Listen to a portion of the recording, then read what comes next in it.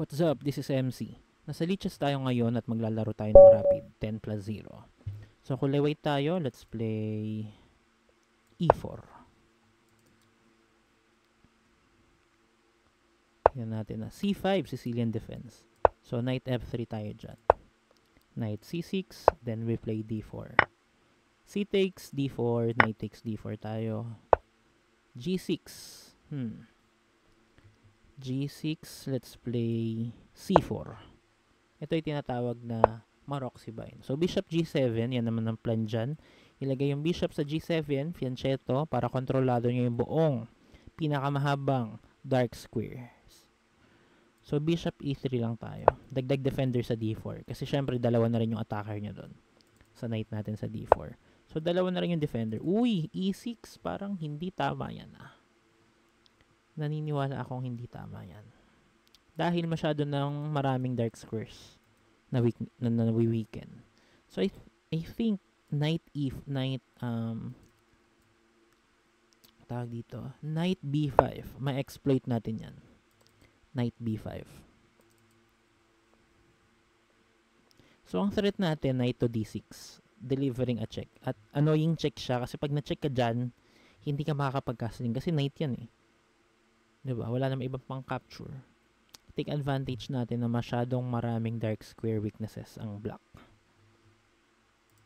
Ngayon, pwedeng mag-queen A5. Kaya lang, magbi-bishop dito lang tayo para ina-atake natin yung queen. At the same time, ina-atake pa rin natin yung D6.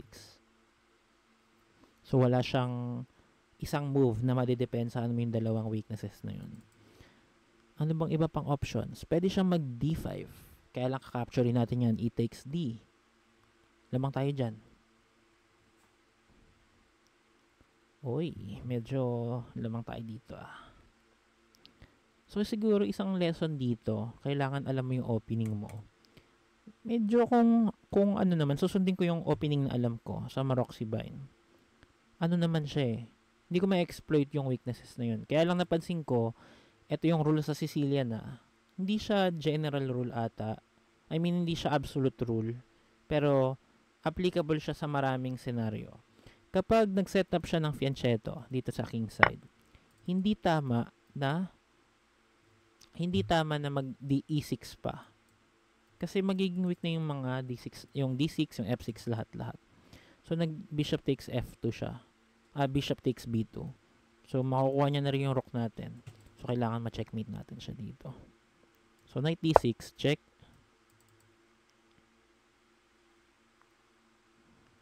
Ano kaya? Rook, king E8, king F8, king E7. Siya yung nag-king F8.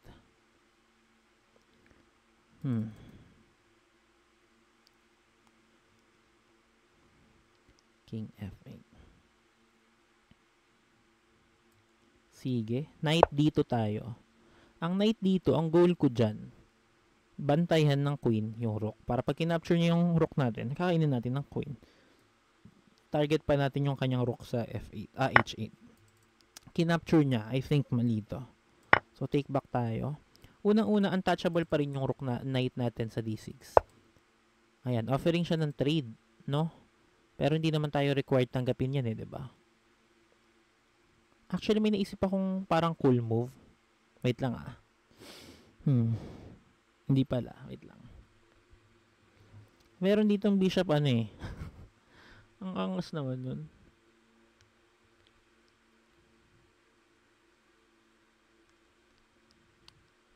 So, quality down tayo, diba? Ayaw natin ng trade as much as possible. Bishop H6. Check. Pag kinain ng knight, hanging yung queen niya. So, hindi yun kakainin ng knight. Most likely, ang mangyayari doon ay king to E7. Pag king to E7,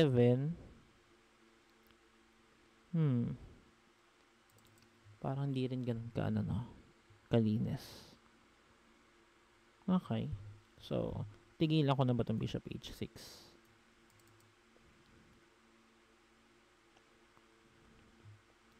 Makapunta man ako dito, makuha ko man yung rook niya. Parang ganun din yun Parang di rin ako panalo dun kasi nag-sacrifice ako ng isang pawn. Tsaka rook. So, kailangan mamati ko talaga siya. Sige, ilagan natin yung queen trade. Queen C1 tayo. Para pwede tayong mag queen a3, ililinya natin yung queen natin sa kanyang, yung queen natin sa knight natin at sa king niya. Baka malaking tulong yun. Ito pa isang plan natin. Gusto natin mag f4, then e5. Pero feeling ko unahan niya tayo mag e5 siya. Pag ginawa niya yon, magsi c5 tayo para bantayan natin yung knight. Uy, parang mali yan. Knight g e7. Hinayaan niya tayo makacheck dito. Parang mali yan, buddy, ah. Parang mali yan, ah.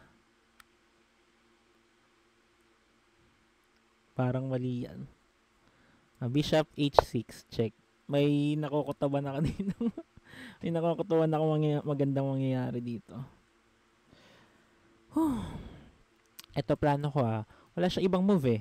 King to e8, king to g8 lang. Magna knight e8 tayo. Knight to e8. Attacking the queen. So gusto natin umalis yung queen niya.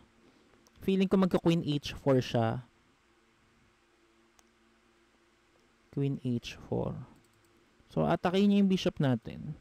Then magna knight f3 naman tayo. Para matake natin yung queen at mababantayan ng queen natin yung ating bishop sa h6. Ngayon, kakainin niya yung pawn sa e4, tatakpan natin ng bishop, at the same time, may threat tayo ng knight f6 checkmate with fork. Bonus na lang yung fork doon actually. Sayang oh, walang bantay ito. Kung may bantay ito, may plano ako eh. So, kailangan natin mag knight f3 para ma-atake yung queen at mabantayan yung bishop natin. Ang kitang knight e8 na. Ang kitang knight e8. First time nangyari, sobrang dami pang pyesa. Nagkaroon ako ng knight sa e8. Medyo ano kaya na. Baka karapat dapat i-flex yan. Sige. Ngayon, gusto kong hindi niya mamalaya na magna knight f6 checkmate tayo. Paano ko kaya gagawin yun? Paano niya kaya pwedeng mabantayan yun? Pag binantayan niya yun ng queen, aatakihin ulit natin siya ng queen. So, hindi posibleng queen ang magbantay kasi hindi yun gagana. Ngayon, bishop e2 tayo. Paano niya pipigilan yung checkmate? May knight d5 ba? Wala. f6? Pwede. f6. Pag nag-f6 siya, magka-queen c3 tayo. Attacking f6. So, renewing the threat of... Ay, hindi. Pag nag-f6 siya, kakainin lang natin, fork natin siya. Hindi man siya checkmate, pero fork siya. So, I guess bishop e2 is the correct move. Feeling ko unstoppable yung mate at fork. Yun yung nagpabigat dun eh. Dalawa yung threat ng knight f6. Mate at fork. So, queen ang magbabantay sa f6. Paano niya babantayan? Queen f5. Pag nag-queen f5,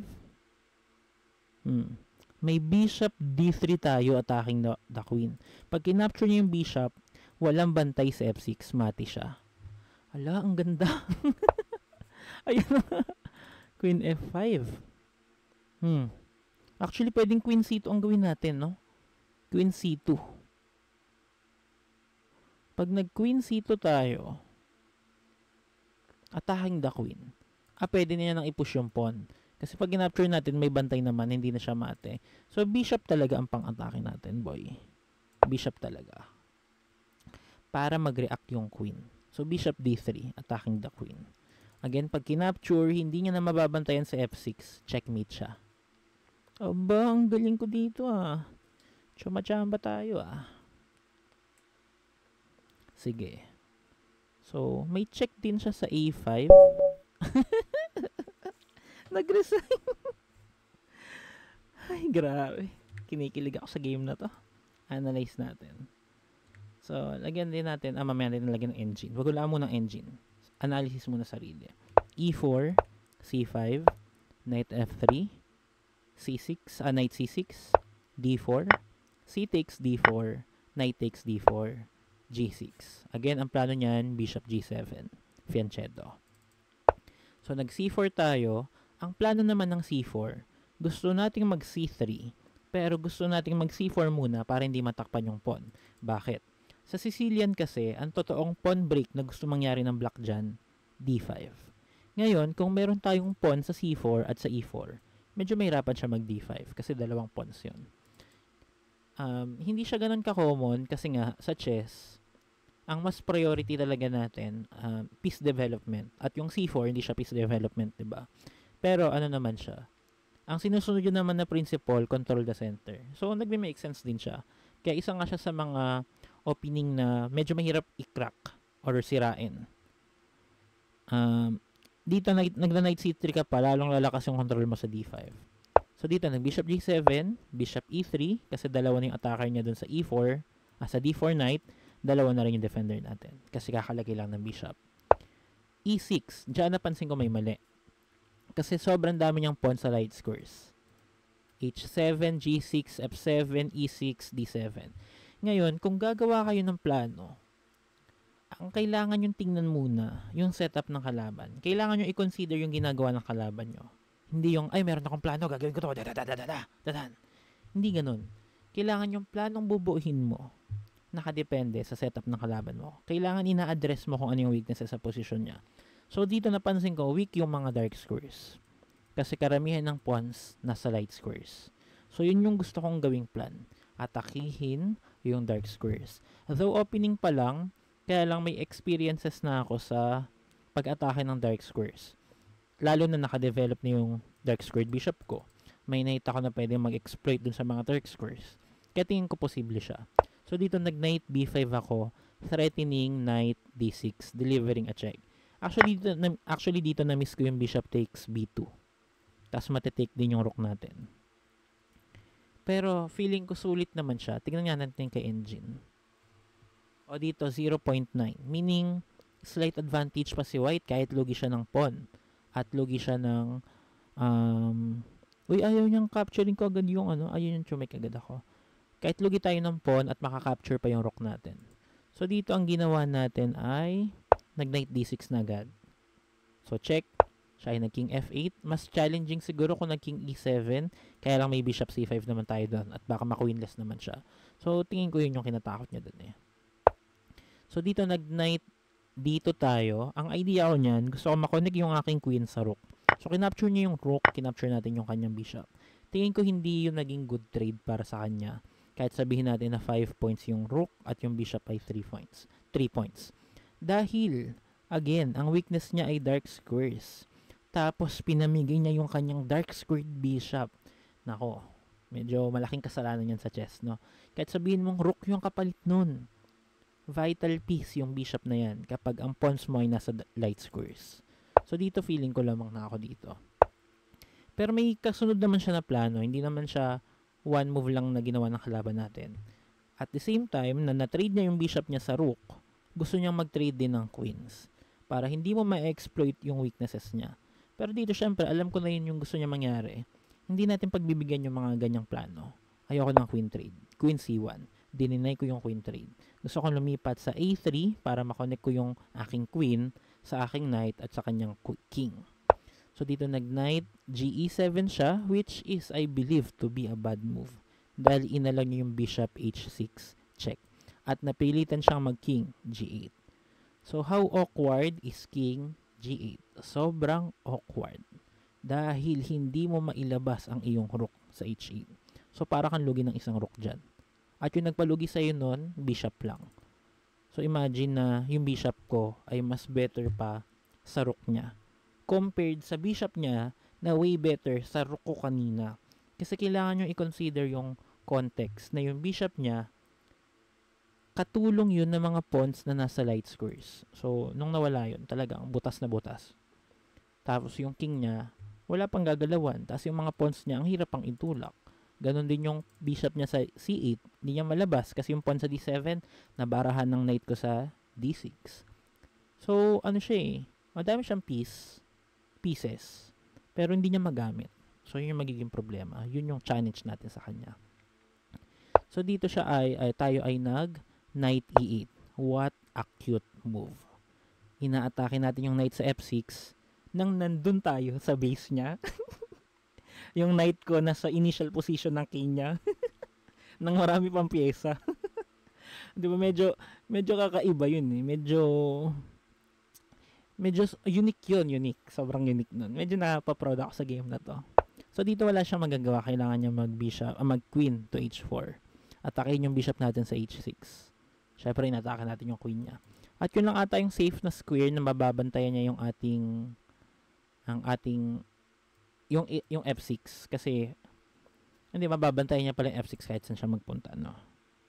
So, yun nga. Pinili niya h4 para matake yung bishop natin. So, nag-knight f3 tayo, attacking the queen on h4, at na-open yung linya ng ating queen sa ating bishop na inaatake niya. So, may bantay na yung bishop, hindi niya makakapture. Libreng e4 po natin, kinapture niya. Queen takes e4. So, nag-bishop e2 tayo. Kaya lang dito dalawa yung threat natin. I mean, dalawang idea yung knight f6 na gusto natin gawin. Una, checkmate. Pangalawa, fork. So, hindi pwedeng bantayan niya lang yun basta-basta. Kunyari, maisipan niyang hindi, wala talagang tira. Kunyari, pilitin niya f5 para hindi siya mamate. Makaka-king f7 siya. Mafa-fork naman siya, may knight f6 pa rin. So, hindi man checkmate. Fork naman, lugi naman siya ng queen. So, dito pinili niya queen f5. At, ang ginagawa ng queen, binabantayan yung una, umalis na siya sa potential na fork. Sa knight f6 fork. Pangalawa, yung queen mismo yung nagbabantay sa f6 para hindi na makatalo yung knight natin doon. Meaning, committed yung kanyang queen sa pagbabantay sa f6 at hindi to pwedeng umalis sa square na hindi niya na mababantayan yung f6. Meaning, kailangan niya talaga matayin yung f6. So, nag-bishop d3 tayo. Hangin yung bishop natin, oo, libre yan, wala yung bantay. Pwede niyang capturein. Kaya lang may knight f6 tayo, checkmate. Ang galing yung checkmate natin, bishop lang tsaka knight, no? Swabe yun. So, dito ay, hindi niya naman kinapture yan, nag-resign na siya. Pero actually, pwede pa siyang dyan, queen a5. Kaya lang, magkiking f1 lang tayo. Check man yun, pero wala lang, iilagan lang natin. Then, wala na ring follow-up. Ay, wait lang. Dito ay pwede na siyang mag f5 or f6. Oo nga, no? Ba't siya nag-resign agad? Oo nga, dito siya mag f6. Tama. Hindi. Alam ko na ang mangyayari. Maisip ko rin to sa game. So, siguro dito magbi-bishop delta 2. Bishop delta 2. So, inaatake natin yung queen. So, saan siya ngayon pupunta? Hindi niya na mababantayan yung f6, I believe. Bawal naman siya dito. So, iilag na siya. Sabihin natin sa d8. Or, capture na lang dito sa a2. Para may laban-laban naman. Meron pa rin tayong knight. Hindi na siya mamamate. Mate pa rin. Knight to f6, check. Kapag sa f8 siya nagpunta, meron tayong bishop h6, checkmate. Pero sa g7 siya magpupunta. Para pag nag-bishop h6 tayo, may king takes f6 siya, then may queen g5 tayo. Checkmate pa rin. So, checkmate pa rin pala. Grabe yun. Pero dito, ang nangyari sa laban, after natin mag-bishop d3, nag-resign na siya dyan. Ayan, hopefully may natutunan kayo sa game na to at ma-apply nyo sa sarili nyo mga laro. Again, this is MC, always saying, think more often. Thanks for watching and see you in my other videos. Bye-bye.